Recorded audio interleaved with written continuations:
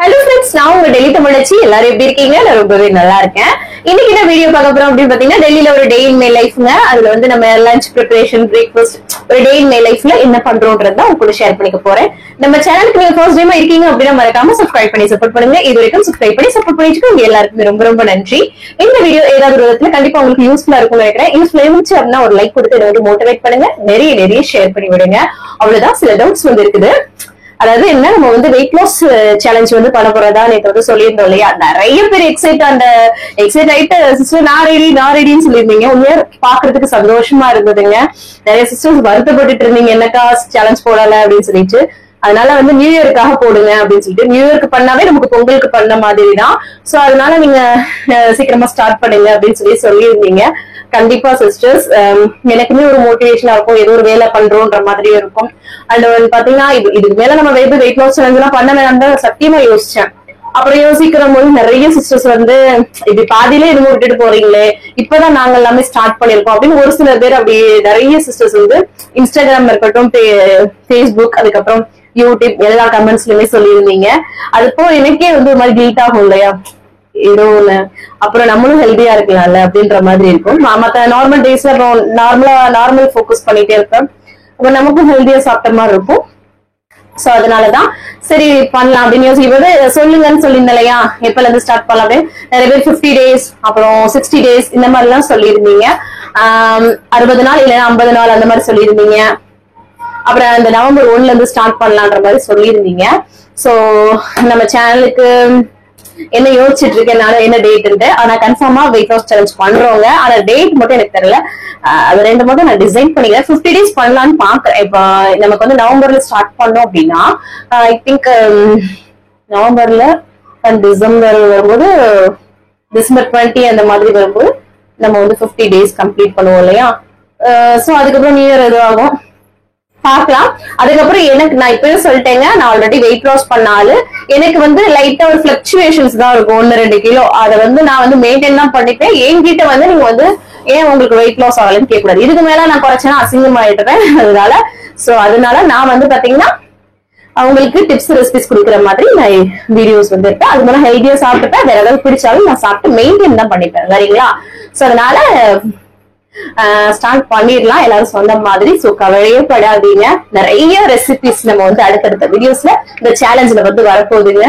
So வேற ஏதாவது உங்களுக்கு நியூவான ரெசிபிஸ் தெரிஞ்சிச்சுனாலும் சொல்லுங்க, அதை நம்ம செஞ்சு காட்டுவோம் எல்லாருக்கும்.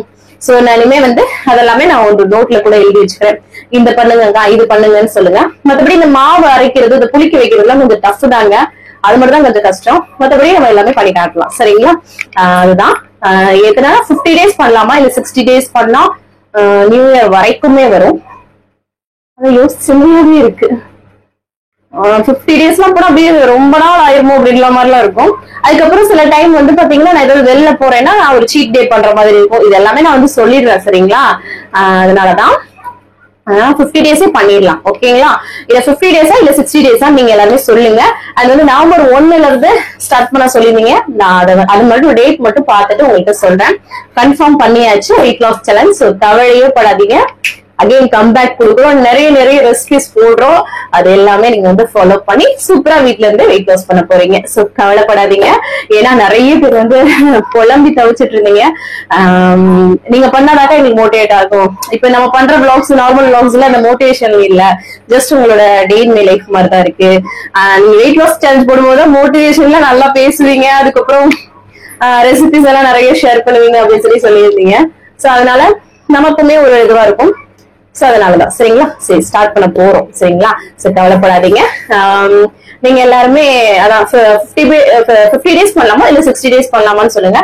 ஐ திங்க் நவம்பர் 1ன்னு சொல்லியிருக்கீங்க. அது என்னால முடியுமான்ட்டு நான் பார்த்துட்டு உங்களுக்கு ஷேர் பண்றேன். சரிங்களா?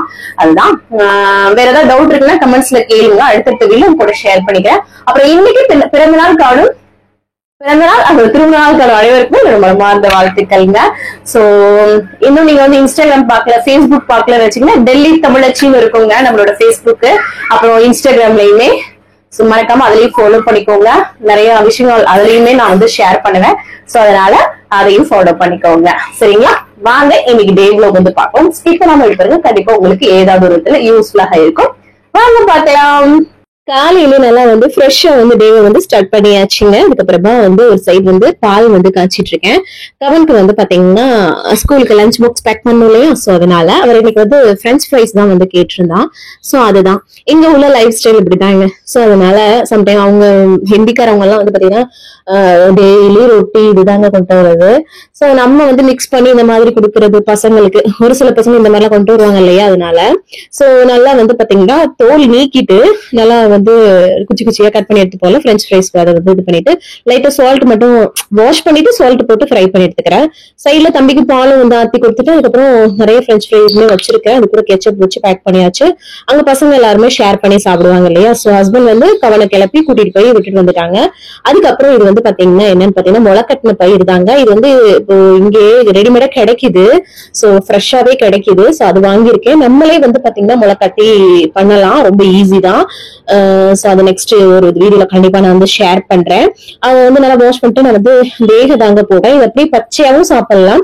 எனக்கு வேக போட்டு சாப்பிடும் போல இன்னைக்கு தோணுச்சு. உப்பு போட்டு ஒரு சைடுல வந்து வேக வச்சுக்கிறேன். ரொம்ப ரொம்ப நல்லதுங்க இந்த முளைக்கட்டின பயிறு. சோ கண்டிப்பா எடுத்துக்கோங்க. அதுக்கப்புறமா வந்து அரிசியை களைஞ்சு குக்கர்ல வந்து வச்சு விட்டுலாம்னு சொல்லிட்டு ஒரு சைடு வந்து பாத்தீங்கன்னா பயிரும் வந்துட்டு இருக்கு, ஒரு சைடு பாலும் வந்து காஞ்சிட்டு இருக்குது. என்னோட ஃப்ரெண்ட் ஹேமா வந்து கால் பண்ணாங்க. அவங்க பையனை வந்து எங்க வீட்டு பக்கத்துல இருந்தா ஸ்கூலுக்கு விட வருவாங்களா, அப்ப வந்து பாத்தீங்கன்னா அவங்க வந்து மீன் வந்து எக்ஸ்ட்ரா வாங்கிட்டு வந்திருப்பாங்க போல. அதை நமக்கு கொடுத்துட்டு போனாங்க. சோ நமக்கும் ஷேர் பண்ணி கொடுத்துட்டு போனாங்களா. சோ அதனால வந்து பாத்தீங்கன்னா நம்ம வந்து அதையும் வாங்கிட்டு வந்துட்டேன். வந்ததும் அப்புறம் பயர் வெந்துருச்சு, எங்களுக்கு ஒரு நல்லா விசில் வந்துருச்சு. அதை வந்து அதை சைடு வச்சுட்டு இந்த பிரெட் வந்து ஹஸ்பண்ட் வந்து வாங்கிட்டு வந்தாங்க. அவருக்கு ஏதோ இது சாப்பிடணும் போல இருக்குதுன்னு சொல்லிட்டு இந்த டூட்டி ஃப்ரூட்டி எல்லாம் போட்டு இருக்கும். சோ அதை அவருக்கு டோஸ்ட் பண்ணி காஃபி போட்டுட்டேன். அம்மாச்சிக்கு நார்மல் பிரெட் வந்து டோஸ்ட் பண்ணி காஃபி போட்டுட்டு அந்த பயிர் வேக வச்சவங்கள அதையும் வச்சு பேக் பண்ணிட்டேன் காஃபியோட. ஹஸ்பண்ட் நான் வீடியோ எடுத்துட்டு இருக்கேன், அவர் வந்து வாய காமிச்சிட்டு போறாரு பாருங்களேன். அதுக்கப்புறம் குக்கர்ல இருக்க சாதத்தை நம்ம வந்து ஹாட் பாட்ல வந்து டிரான்ஸ்ஃபர் பண்ணிட்டு கொஞ்சம் மட்டும் ஹஸ்பண்டுக்கு தயிர் சாதம் தான் வந்து மிக்ஸ் பண்ணிட்டு இருக்கேன். எப்பவும் போல இந்த கடலை பருப்பு எல்லாம் போட்டு வரமிளகா எல்லாம் போட்டு தாளிச்சு கொட்டிட்டு கொஞ்சம் கொத்தமல்லி தலையும் பொடியா சாப் பண்ணி போட்டு சூப்பரா தயிர் சாதம் ரெடி ஆயிடுச்சு. ஊறுகாய் அப்புறம் அந்த வேக வச்சு முளைக்கட்டின பயிர் வச்சு காலைல வந்து மதியம் லஞ்சுக்கு வந்து பேக் பண்ணிட்டேன். அப்புறம் நான் வந்து ஒரு ஆப்பிள் கட் பண்ணி வச்சுட்டு அந்த முளைக்கட்டின பயிர் அது கூட வந்து தண்ணியுமே எடுத்துக்கிட்டேன். நானு சூப்பரா வந்து காலைல பிரேக்ஃபாஸ்ட் இந்த மாதிரி தான் எடுத்துக்கிட்டேங்க. அதுக்கப்புறமா கையோட அந்த பாத்திரத்தை எல்லாம் கழுவி போட்டாதான் காலையில வேலை முடிஞ்ச மாதிரி இருக்குங்க. அம்மா வந்து குளிச்சு ஃப்ரெஷ் அப் வந்து ஆகியாச்சுங்க. நெக்ஸ்ட் அடுத்தடுத்த வேலையில் வந்து ஸ்டார்ட் பண்ணணும். 11 மணி ஆயிடுச்சுங்க. அம்மாச்சிக்கு இப்போ டீ காஃபி கொடுத்துடலாம் இல்லையா, அதனால காஃபி போட்டு வந்து கொடுத்துறது. எங்க வீட்டுல வந்து பாத்தீங்கன்னா முன்னாடிலாம் நிறைய டீ காஃபி குடிப்பாங்க. இப்ப வந்து இந்த காஃபி ரொம்ப பிடிக்குது, ஒன்னு ரெண்டு ரொம்ப கம்மியாயிடுச்சு. முன்னாடிலாம் அதிகமா குடிப்பாங்க பழக்கப்பட்டவங்க இல்லையா, அதனால இப்ப கம்மி பண்ணியாச்சு எப்படியோ. அப்புறம் கையோட துணியை வந்து மிஷின்ல போட்டு விட்டுட்டு அப்புறம் மீன் குழம்புக்கு கருவேப்பிலை தேவைப்படும்ட்டு மேல் மாடியில போய் பறிச்சுட்டு வந்தேங்க. நம்மளோட மாடித்தட்டை இப்ப இப்படித்தாங்க இருக்கு. அம்மாச்சி வந்து பூண்டு வந்து நட்டுருக்காங்கங்க.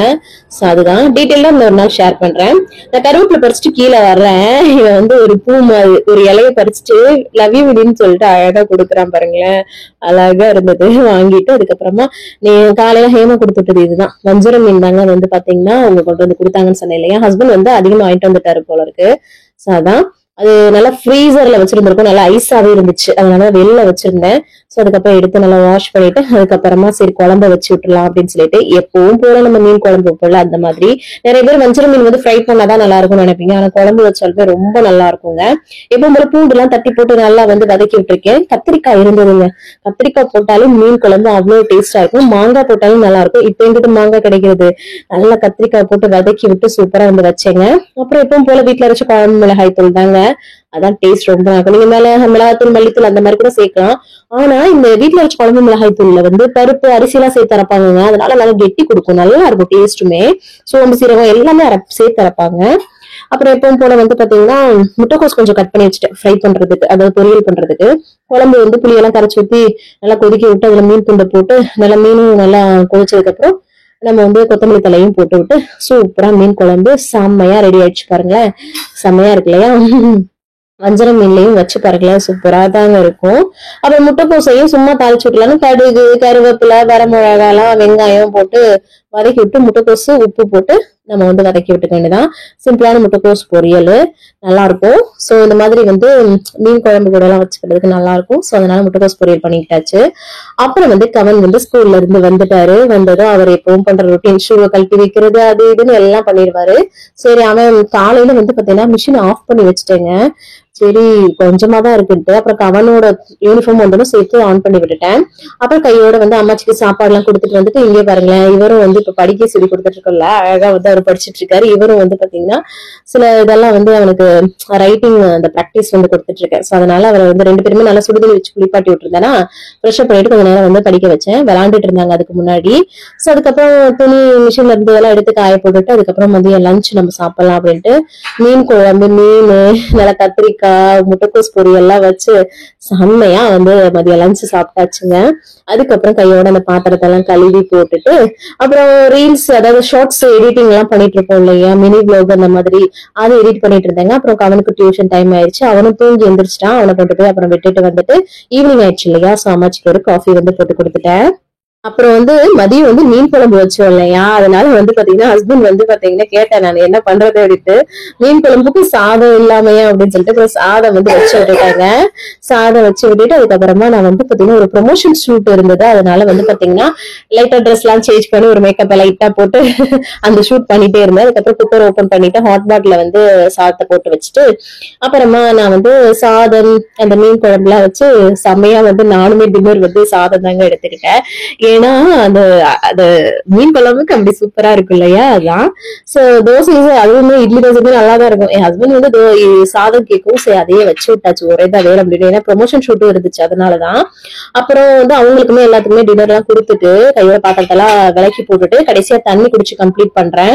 இடையில வந்து இந்த வேலையும் பார்த்துட்டு இந்த ஷூட்டும் பண்ணிட்டு அப்படி இருந்தேங்க. என்ன பண்றது, எல்லாத்தையும் வந்து கொண்டு போனாதான் சக்சஸ் ஆக முடியும். சோ இன்னைக்கு டே இந்த மாதிரி தாங்க வந்து போச்சு. நீங்களும் வந்து நல்லபடியா பண்ணிருப்பீங்கன்னு நினைக்கிறேன். இன்னும் நீங்க வந்து வெயிட் லாஸ்ல இருக்கீங்களா, இல்ல நான் வெயிட் லாஸ் ஸ்டார்ட் பண்ணாதான் நீங்களும் ஸ்டார்ட் பண்ணுவீங்களா அப்படின்னு மறக்காம கமெண்ட்ஸ்ல சொல்லுங்க. சரிங்களா, சீக்கிரம் வெயிட் லாஸ் சேலஞ்ச் வந்து ஸ்டார்ட் பண்ண போறாங்க. எல்லாருமே ரெடி ஆயிக்கோங்க.